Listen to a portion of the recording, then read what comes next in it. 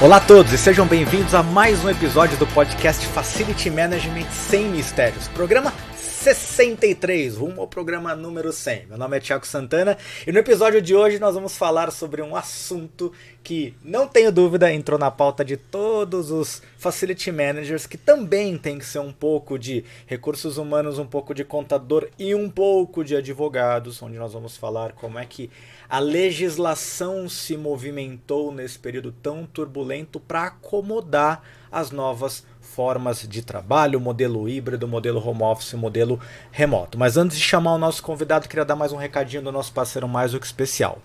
O custo de CAPEX está acabando com o seu orçamento? Esse é um desafio para as empresas que não querem abrir mão totalmente de um espaço exclusivo para suas equipes.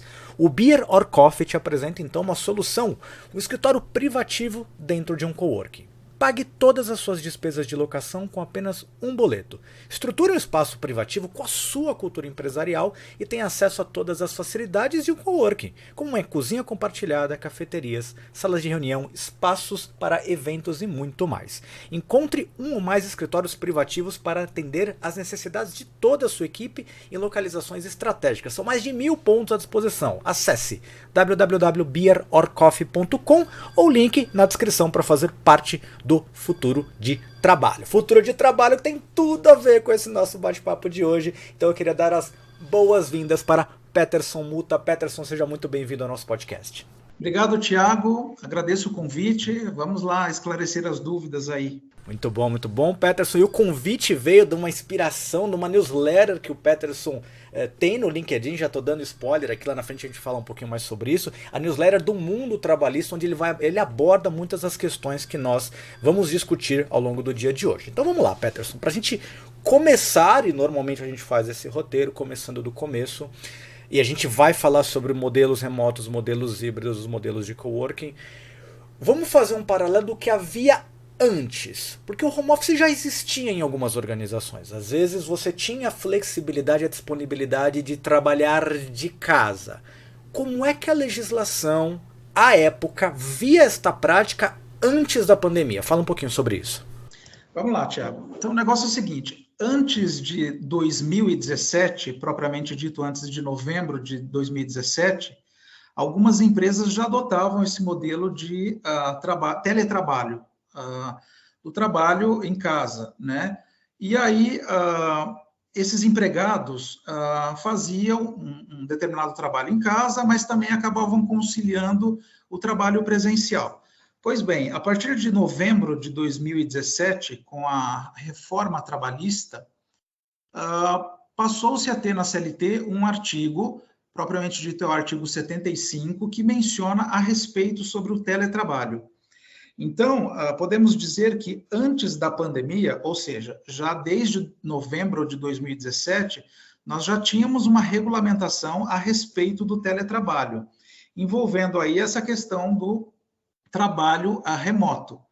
A única diferença, num primeiro momento, se pudermos dizer assim, corresponde que a lei de 2017 mencionava que o teletrabalho tem que ser preponderantemente fora do ambiente da empresa, ok? Sendo que aí, a partir da questão da pandemia, em decorrência da Covid-19, mudou-se aí a relação de trabalho, assim como outras relações na sociedade, e da noite para o dia os empregados foram obrigados a passar a trabalhar 100% em casa. Né? E recentemente nós tivemos aí a promulgação de uma medida provisória regulamentando alguns pontos que não foram contemplados na lei trabalhista de 2017 a respeito dessa possibilidade de conciliação do trabalho híbrido, que seria aí envolvendo o trabalho remoto, né, em casa, que é o teletrabalho, e o trabalho presencial nas dependências da empresa. Uma coisa só que não ficou clara para mim. Em 2017 houve a regulamentação do teletrabalho, mas você disse que ele precisaria ser feito primariamente fora da empresa. Exatamente. Em 2017, quando foi feita a reforma trabalhista, o artigo 75 menciona, na verdade, né, porque esse artigo ainda está vigente, ele não foi revogado. menciona que o teletrabalho, para ser considerado uma situação de teletrabalho, tem que ser preponderantemente realizado fora das dependências da empresa. Então, nós já temos aí, desde 2017, essa regulamentação a respeito. Só que muito antes dessa reforma trabalhista, com a inclusão do artigo 75, na prática, nós já víamos algumas situações em que os empregados trabalhavam, alguns empregados de algumas companhias, obviamente, trabalhavam alguns dias também em casa, né? Justamente porque essa já é uma tendência globalizada, e aí viu-se com a possibilidade da tecnologia o meio do empregado também desenvolver parte do trabalho em casa. Sobretudo, Tiago, quando você vê a respeito da situação envolvendo a questão do rodízio. Algumas empresas acabavam fazendo um acordo com o empregado para que no dia do rodízio ele pudesse trabalhar de casa, né, do rodízio de veículos, né, para quem não é de São Paulo, ficar sabendo que aqui em São Paulo a gente tem uma limitação de placa e circulação. Então, você teve essa possibilidade das empresas aí acordando com o empregado que no dia do rodízio, ao invés dele entrar mais tarde no trabalho e sair um pouco mais cedo para não ser autuado pelo órgão do Detran, propriamente dito, ele trabalhasse em casa no mesmo horário que ele trabalharia na empresa. Perfeito. E aí vem pandemia, tem que todo mundo ficar em casa. Pelo que você acabou de falar, então em 2017, a partir de 2017, com a promulgação dessa mudança na legislação, a situação de teletrabalho estava regulamentada, correto? Mas teve algo além? Porque eu percebi uma correria das organizações em fazerem ajustes de contratos, em fazerem novas comunicações internas. O que teve de diferente ou foi só uma reação atrasada das organizações em ajustar essa flexibilidade nos contratos existentes? Não, eu não diria que não tenha sido uma reação atrasada. É que, na verdade, é o seguinte, o fator pandemia aí provocado pela Covid-19 mudou-se assim, diversas relações, né? E uma delas foi, propriamente dito, as relações de trabalho, até porque todos os empregados, ou a maioria deles, foram contratados para trabalhar num ambiente, num espaço físico da própria empresa, né? Então, a empresa fornecia o espaço, todos os equipamentos necessários, para o empregado realizar aquele trabalho numa jornada de 8 horas por dia, uma situação regular. Eis que, de repente, é decretado o lockdown e todos os empregados, todas as pessoas, propriamente dito, exceto aquelas profissões essenciais, foram obrigados a trabalhar em casa. E aí, com isso, aquela situação em que o empregado teria que trabalhar no espaço físico da empresa, do dia para a noite ele teve que trabalhar na sua própria residência. Né? Então, com isso, as empresas foram obrigadas a fazer os aditamentos nos contratos de trabalho desses empregados, justamente porque, em razão desse dispositivo da lei trabalhista, mencionando que o teletrabalho é aquele desenvolvido preponderantemente fora das dependências da empresa, a empresa foi obrigada a fazer um aditamento contratual, até porque o empregado que foi contratado, que estava já contratado, estava trabalhando 100% nas dependências da empresa. E aí, consequentemente, para mudar essa situação e se adequar a essa nova realidade, as empresas tiveram que fazer o aditamento, prevendo aí a nova forma de trabalho e regulamentando toda essa situação de mudança. Esse aditamento foi feito como referência já à mudança de 17, certo? Exatamente, com relação à mudança de 17 e outros dispositivos também da própria CLT. E nesse sentido, Tiago, até os próprios sindicatos fizeram movimentos rápidos e urgentes para fazer uma adequação permitindo que os empregados pudessem também trabalhar em casa nessa nova situação de pandemia, sem que as empresas fossem autuadas, até porque não houve nenhuma regulamentação emergencial do governo prevendo essa alteração. Isso é uma informação importante, porque certamente na cabeça de muita gente que está ouvindo, muitas dessas questões elas foram mudadas pós-pandemia, o que você está dizendo é que não, certo? O que foi instaurado, as empresas tiveram que se adequar, ela já existia enquanto legislação aplicável, correto? Sim, correto. Muito bem. Além disso, ok, então nós entramos na pandemia, as pessoas então passaram a ter os seus contratos regidos por algo que já havia lá atrás, mas certamente uma série de dúvidas e questionamentos surgiram no meio do caminho.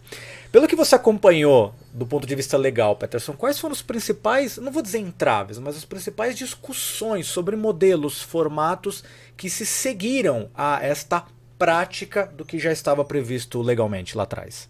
A principal alteração e dificuldade das empresas como um todo, a partir do momento dessa alteração, Tiago, foi a questão do material de trabalho e, propriamente dito, da ajuda de custo que teria que ser dado ao empregado, porque você concorda que a empresa estava preparada com todos os equipamentos para receber os empregados no seu espaço físico.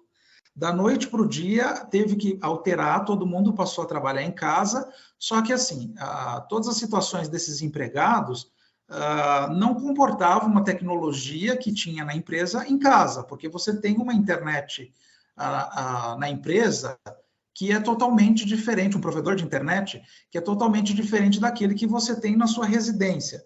Né? Então, você tem uma capacidade menor na sua residência, você tem, de repente, não tinha uma mesa adequada, uma cadeira adequada, tudo isso por questões de ergonomia e, propriamente dito, os equipamentos, né? Computador, enfim, para a realização do trabalho. Então, o maior desafio das empresas foi esse tipo de situação. E também as orientações relacionadas à medicina e segurança do trabalho, né? Porque a empresa, quando ela recebe os empregados, ela tem todo um programa, todo um estudo ergonômico para acomodar os empregados de forma que eles não tenham prejuízo à saúde física e propriamente à sua integridade. A partir do momento em que houve essa alteração, passou também a ser uma preocupação da empresa nesse sentido, até porque, com essa alteração, o risco do negócio sempre é da empresa, e eventualmente, se ela tiver algum problema, lá na frente ela vai ser cobrada por meio do judiciário em razão de alguma situação que ela causou ao empregado. Quero pegar este gancho, Peterson, para fazer a minha próxima pergunta. Existem, e eu vou separar dois mundos bem distintos. O mundo da estratégia da produtividade, o mundo das organizações quererem que os seus colaboradores estejam nas melhores condições possíveis, porque dentro daquilo que a gente já falou diversas vezes aqui no nosso programa, um dos pilares fundamentais do que Facilities faz é cuidar do workplace, e hoje o workplace está em qualquer lugar, o tal do Anywhere Office. Então, como estratégia, quem melhor cuidar das suas pessoas e der os melhores retornos, ou as melhores condições de trabalho, essas pessoas vão ser mais produtivas, e aí você tem um ciclo virtuoso rodando. Vamos deixar estacionadinho este mundo. Vamos para o mundo legal, frio calculista da lei. Qual é o limite objetivo legal da responsabilidade, se é que há algum, das organizações pelas condições sobre a qual é realizado o teletrabalho? Então, Tiago, o risco do negócio, pela própria legislação trabalhista, é sempre da empresa. Tá? Então, nunca você vai conseguir atribuir o risco do seu empreendimento ao empregado. E aí, nesse sentido, com a alteração da modalidade de trabalho do espaço físico da empresa para as dependências do empregado, a empresa ela sempre também vai ficar responsável pelo risco. E aí, consequentemente, há que se fazer um estudo para que o empregado tenha o melhor ambiente de trabalho possível para que ela não tenha problemas futuros. E aí envolve as questões de ergonomia, envolve também as questões de acidente do trabalho, porque ainda é muito incipiente, mas daqui a algum tempo já teremos, se é que já não temos, discussões aí na Justiça do Trabalho relacionadas a acidentes ocorridos na residência do empregado e podendo ser classificados como acidente do trabalho. Então, volto a dizer, o risco do negócio é sempre da empresa. Então, mesmo que ela tenha que ter feito essa alteração repentina para poder aí agregar a situação da nova modalidade de trabalho, é importante que ela sempre trabalhe em conjunto com a sua equipe de medicina e segurança do trabalho para oferecer aí ao empregado o conforto necessário e respeitando as normas regulamentadoras do Ministério do Trabalho. Ou seja, a empresa ela vai precisar literalmente entrar dentro do ambiente do teletrabalho para fazer as avaliações ou pelo menos compreender esse ambiente de negócios para ela ficar mais protegida, correto? Sim, correto, exatamente. Até porque isso vai ser uma forma que ela vai se resguardar para uma eventual defesa que ela tiver que fazer sobre alguma alegação de alguma situação algum dia. E pego este gancho para fazer a minha próxima colocação. Muitos gestores de facility, eles tiveram inclusas no seu hall de atividades exatamente isso que você falou. Então a logística de levar a cadeira à estação de trabalho incrível como surgiram modelos de negócio, inclusive, diferentes e inovadores, respeitando, ou pelo menos buscando atender todas estas demandas. A minha pergunta é, do ponto de vista documental, porque eu vejo muitas empresas fazem com a melhor das boas vontades, ela vai lá, fornece a cadeira, fornece a estação, fornece o computador, mas no frigir dos ovos, se acontecer alguma coisa, você já falou sobre isso, precisa se produzir evidências. Qual a melhor forma de você amarrar estas pontas ou a empresa se proteger para que lá na frente isso não se torne um problema? É um ajuste ao contrato? É algum relatório? É algo que o colaborador declara que ele recebeu aqueles itens? Como é que você enxerga tudo isso, Peterson? Então, Tiago, essa situação é importante e interessante a sua indagação, porque o primordial é documentar sempre. Tá? Então, assim, independente se o fator pandemia afastou as pessoas por conta da questão da contaminação, por outro lado, a gente percebe que as tecnologias, elas aproximaram as pessoas para a comunicação, de forma geral. Então, ainda que seja por meio de um e-mail, por exemplo, formalizando a entrega dos equipamentos para essa nova modalidade de trabalho, é importante que a empresa deixe registrado o que está sendo entregue ao empregado para utilização em razão do trabalho, a forma como ele deve utilizar e a forma também que ele deve preservar esses equipamentos. Né? Porque não é pelo fato dele ter à disposição dele todos os equipamentos que ele não vai ter também uma obrigação de cuidar e zelar desses equipamentos e utilizar dentro das normas que a própria empresa impõe a utilização desses equipamentos. Afinal, o empregado ele vai estar com os equipamentos de trabalho fornecidos pela empresa. Eu estive alguns dias num evento de Facilities, um congresso aqui em São Paulo, e numa das conversas de roda, um dos colegas citou que, olha, minha organização ela desenvolveu um playbook, um livro de regras, um livro de condutas para guiar o teletrabalho. Então, entre algumas coisas, lá dizia, por exemplo, reuniões sempre com câmera aberta, horários, recomendações de intervalo entre um compromisso e outro. É por aí, Peterson, ou seja, as empresas elas podem criar códigos de conduta, códigos de normas e boas práticas que podem ser exigidos, que sejam respeitados também no ambiente de teletrabalho, inclusive com contrapartida de sanções para quem não seguir? Sim, pode sim. Assim como a empresa tem o risco do negócio, Tiago, ela tem também o poder de direção do negócio, estipulado pela própria lei. E isso faz com que ela tenha a possibilidade de criar os seus códigos de conduta, os seus livros para que os empregados tenham noção do que deve e o que não deve fazer, inclusive regulamentando essa situação de teletrabalho, justamente para que o empregado tenha a ciência dos deveres, né, e das obrigações que ele tem aí que cumprir em razão dessa nova modalidade.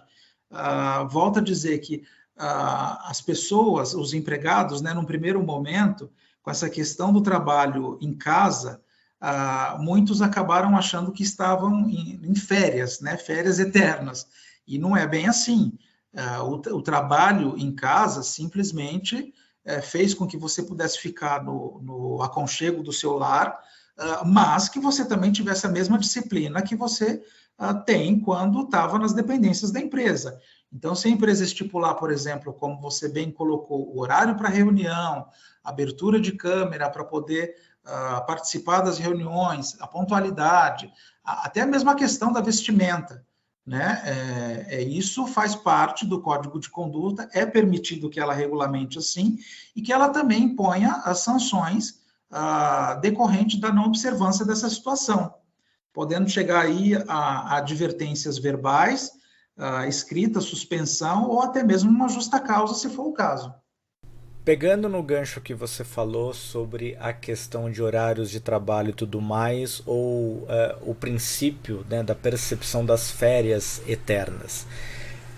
O começo da virada do teletrabalho ele produziu um efeito contrário. O que a gente viu logo no início eram as pessoas trabalhando 14 horas por dia, sem uma parada do almoço e invadindo a noite, porque dentro de casa é uma outra dinâmica, você está imerso ali, não tem aqueles ritos de estou indo embora, que o ambiente tradicional de trabalho produz naturalmente, porque é aquela pessoa que tem que sair para pegar o filho na escola, porque tem que ir para a faculdade, ou seja, há uma dinâmica diferente quando você está dentro de casa. Minha pergunta para você é, como é que as empresas podem se preservar para evitar este efeito oposto, de que as pessoas elas percam este ritmo, percam esta noção do tempo e lá na frente isso possa produzir algum tipo de passivo voltado, por exemplo, para horas extras? É interessante, e essa foi uma das perguntas assim que mais o nosso escritório aqui teve, o Tiago, em relação a essa situação.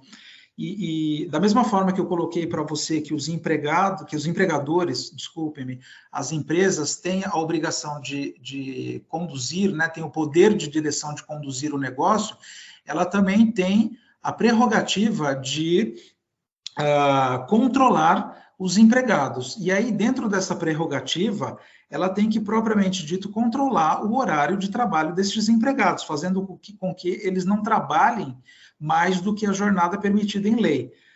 Obviamente que, dentro deste contexto que você colocou, percebeu-se no início que os empregados trabalhavam muito mais, né? Muito mais do que propriamente dito às 8 horas, até porque o equipamento estava ali à disposição e não tinha outras atividades a fazer. Então, você via empregados que passavam mais do que as 8 horas permitidas por lei.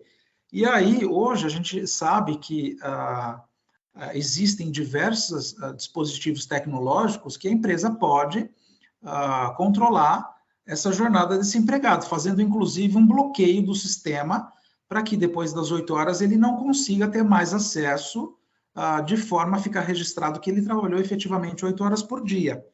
Mas, de fato, foi uma situação assim que as empresas tiveram um pouco de dor de cabeça e tiveram que controlar e conversar com um pouco mais de severidade com os empregados, justamente porque, em algumas situações, estava passando dos limites, né? Onde se encaixa no meio desses dois mundos, vou chamar de extremos? De um lado, o trabalho tradicional nos ambientes, seja eles quais forem, do escritório da empresa, da fábrica, enfim, o trabalho presencial. Do outro extremo, o teletrabalho home. Onde se encaixa os espaços compartilhados, os coworkings, as cada vez mais possibilidades que as empresas estão colocando à disposição dos seus colaboradores de que, olha, não precisa vir para cá, ou às vezes eu nem tenho mais um grande escritório que acomode todo mundo, mas se você não tem uma condição na sua casa que permita, seja para fazer um projeto específico, um relatório específico, alguma atividade específica, então eu permito que você acesse coworkings, espaços compartilhados em diversos pontos, conforme a conveniência, a necessidade, seja lá o que for. Onde se encaixa esse meio do caminho? Ele é um teletrabalho? Ele é um trabalho presencial? Ele está no meio do caminho? Fala um pouquinho sobre isso, Peterson. É interessante, né, essa situação, Tiago. Eu diria que, num primeiro momento, a gente consegue classificar como teletrabalho, tá? Mas aí, por outro lado, também cabe às empresas, né, e entrar em acordo com os próprios empregados, porque uma coisa é a empresa ajudar o empregado a montar toda uma estrutura na residência dele para que ele tenha aí esse conforto ergonômico para o trabalho quando ele estiver trabalhando em casa, né? Outra coisa é ele poder escolher, por exemplo, um café, né, que vai ter acesso à internet. Até que ponto este café que ele vai adotar como estação de trabalho vai oferecer também a mesma situação ergonômica para que ele não tenha nenhum problema? Dificilmente, parece-me, porque um espaço de um café, por exemplo, não foi feito para trabalhar. Você pode ficar até alguns momentos lá, algumas horas, enfim, mas ao final de um determinado período você vai sair com uma dor, no mínimo uma dor nas costas, né? Agora, os espaços compartilhados, se forem espaços ergonomicamente dentro das normas regulamentadoras do Ministério do Trabalho, eu não vejo problema. Agora, tem também uma situação que as empresas muitas vezes não querem que os empregados participem ou trabalhem nessa modalidade de coworking, justamente porque a rede compartilhada desses espaços trafega as informações da própria empresa, né? Ao passo que na rede do próprio empregado também, na casa dele trafega, mas fica uma coisa um pouco mais fácil de controlar do que propriamente dito dessas redes que são disponibilizadas nesses espaços coworking. Então, eu tenho visto algumas situações de empresas, alguns clientes nossos, inclusive, que acabam proibindo esse trabalho nesse tipo de situação. E aí os riscos, Peterson, você entende que tem a ver com segurança de informação, com acesso a sistemas, primariamente? Sim, tanto isso quanto, propriamente dito, a questão da ergonomia do próprio empregado, né? Mas, primordialmente, a segurança da informação.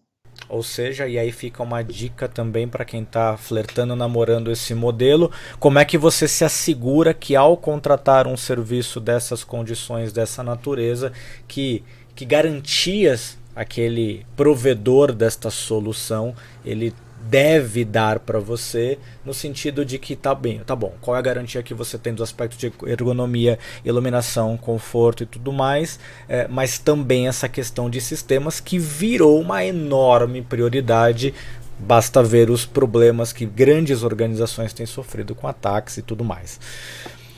Ok, Peterson, dá para falar que do ponto de vista de usos, costumes e até a legislação atual, a gente já está maduro? Ou seja, o que o mercado se acomodou nas relações de trabalho, que passam pelas minhas relações, pela sua relação, pela forma como a gente relaciona na nossa organização com os nossos clientes, dá para falar que está tudo claro e talvez ainda haja, por parte das organizações principalmente, documentalmente se preparar um pouco melhor, criar os playbooks que nós falamos, ou fazer os ajustes de contrato. Mas dá para falar que como modelo, o que já existe está à disposição, seja do ponto de vista legal, está acomodado e maduro para a gente falar, ok, acertamos a mão e o que existe ele é o suficiente para dar uma segurança jurídica para todo mundo? Eu entendo que sim. Num primeiro momento, da forma como está regulamentado, obviamente que algumas situações ainda requer pequenos ajustes, inclusive a própria medida provisória que foi recentemente promulgada pelo governo federal, ela veio com essa intenção, né, de você poder fazer alguns ajustes que não foram feitos, propriamente dito, por conta da reforma trabalhista. Mas, independente desses ajustes ou não, eu entendo que a gente já tem uma base, seja por conta do próprio direito do trabalho, da regulamentação trabalhista, ou da própria regulamentação civil e até mesmo a própria Constituição Federal, situações que você consegue, de fato, acomodar para que evite aí os problemas. Agora, é lógico que quanto melhor a legislação ficar mais redondinha, né, mais vai ajudar e contribuir para que no aprimoramento das relações de trabalho. Você falou que uma outra coisinha ainda talvez demande um ajuste. Tem algum exemplo que te vem à cabeça? Com essa questão da medida provisória que foi promulgada recentemente pelo governo, uma das situações que foi permitido por ela foi o seguinte, foi a possibilidade de você trabalhar presencialmente, conciliando com a possibilidade de trabalhar remotamente, tá? Que é o modelo conhecido aí pela população como modelo híbrido. Agora, a grande questão, Tiago, é que a medida provisória ela tem um prazo de vigência, né? Porque se ela não for convertida em lei, vai perder a eficácia do que foi regulamentado aqui na própria medida provisória. Então, vamos supor, se de repente não tivermos uma regulamentação a respeito dessa possibilidade de conciliação, isso no exemplo que eu dei, né, do trabalho híbrido, pode ser que determinadas situações vão ser debatidas no judiciário se a empresa continuar com esse modelo, né? Até porque o modelo foi implantado por força da pandemia. Hoje, por conta do retorno gradual das atividades, as empresas estão voltando também e exigindo que os seus empregados voltem a trabalhar presencialmente. E aí, consequentemente, aquelas empresas que fizeram um acordo com seus empregados para trabalhar de forma híbrida, sem o amparo da própria medida provisória ou de uma regulamentação específica, caso a medida provisória não seja aprovada, você vai ficar aí com um gap, né, com uma situação que pode ser eventualmente questionada no Poder Judiciário. Agora, entra um ponto, né, que estamos em ano de eleição. Até que ponto o Congresso vai se mobilizar para transformar em lei essa medida provisória? Né, quando a gente percebe que os interesses, sempre que temos anos de eleição, são outros, né? Deixa eu ver se eu entendi, Peterson. No começo da nossa conversa, você disse que a característica do teletrabalho é onde primariamente as pessoas exercem suas atividades fora do ambiente físico da organização. Se eu entendi o que você acabou de falar agora, o risco deste modelo híbrido esse modelo híbrido, com essa regulamentação que veio no meio do caminho, ele é para corrigir ou para permitir não o teletrabalho nessa condição jurídica que nós acabamos de definir, que é onde é primariamente fora, mas ele veio para cobrir a situação onde, por exemplo, fique 3 dias no escritório e 2 em casa. É isso? Exatamente isso, Tiago. Porque com o retorno gradual das atividades empresariais, algumas empresas, até porque viram que funciona o trabalho remoto, né? Eu acho que a maior característica dessa questão da pandemia, da questão do trabalho remoto, foi o resultado.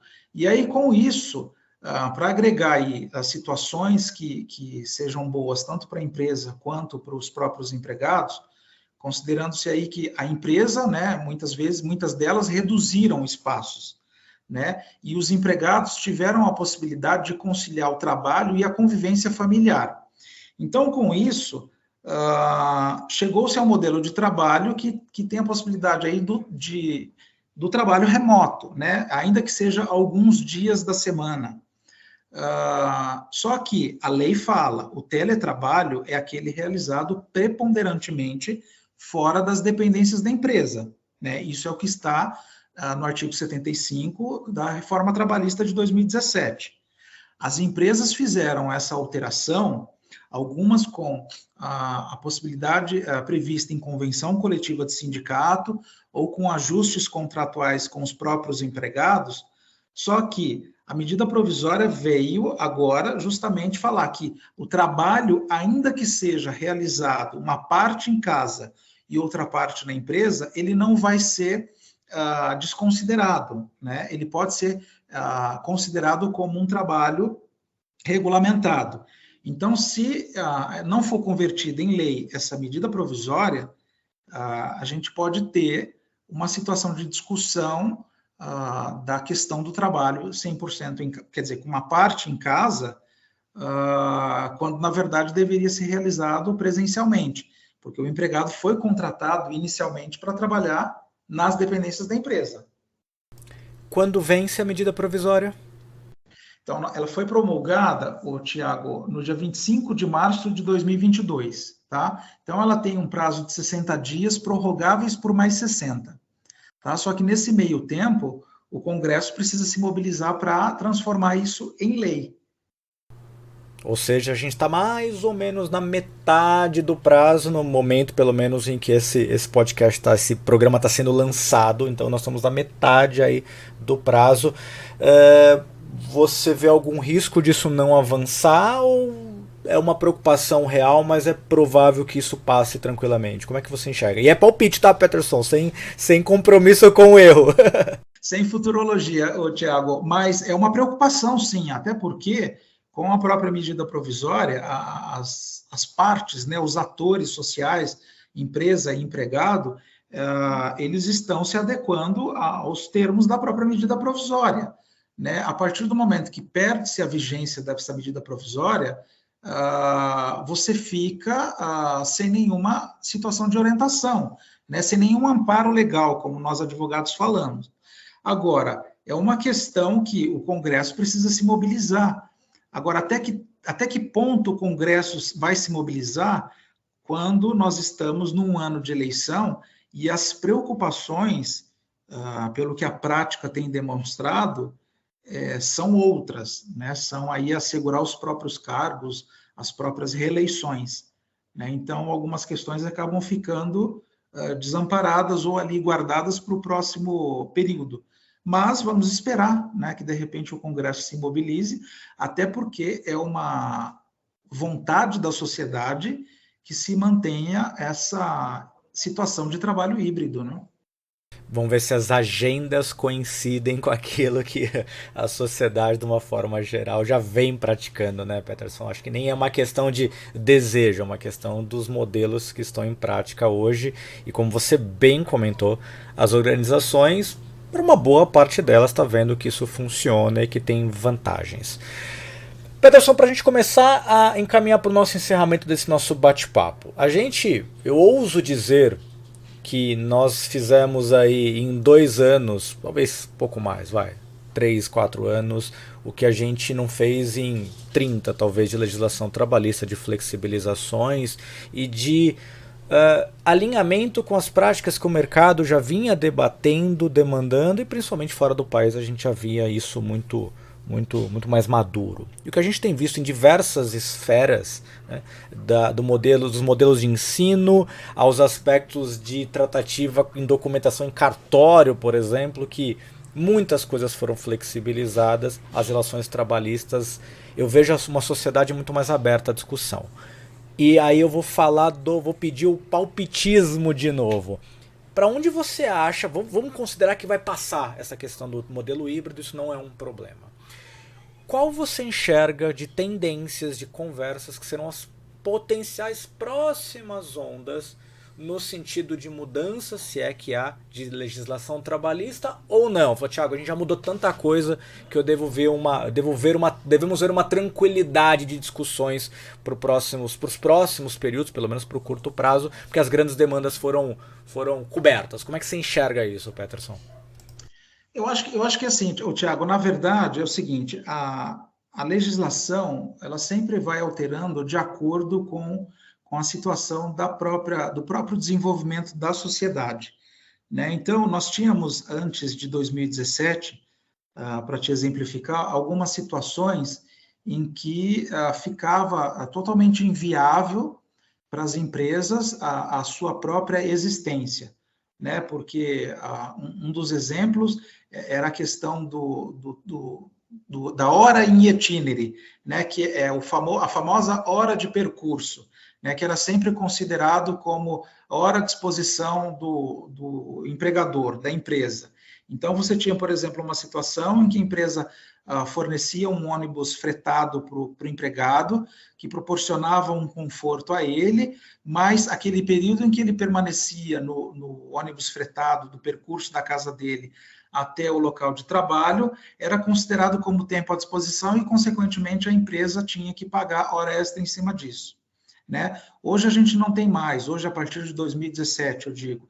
Então, você vai vendo que as situações elas vão se modificando de acordo também com a própria sociedade, né? Com o próprio pensamento da sociedade.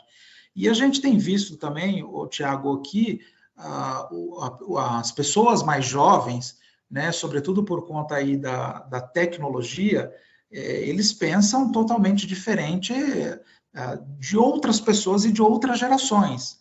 Né? É o pessoal que está acostumado com a tecnologia na mão, e, consequentemente, não querem muitas vezes saber, propriamente dito, do contrato de trabalho via CLT. né? Mas isso não significa que não teremos mais CLT, né? Teremos as novas modalidades de contrato aí para se adequar às situações.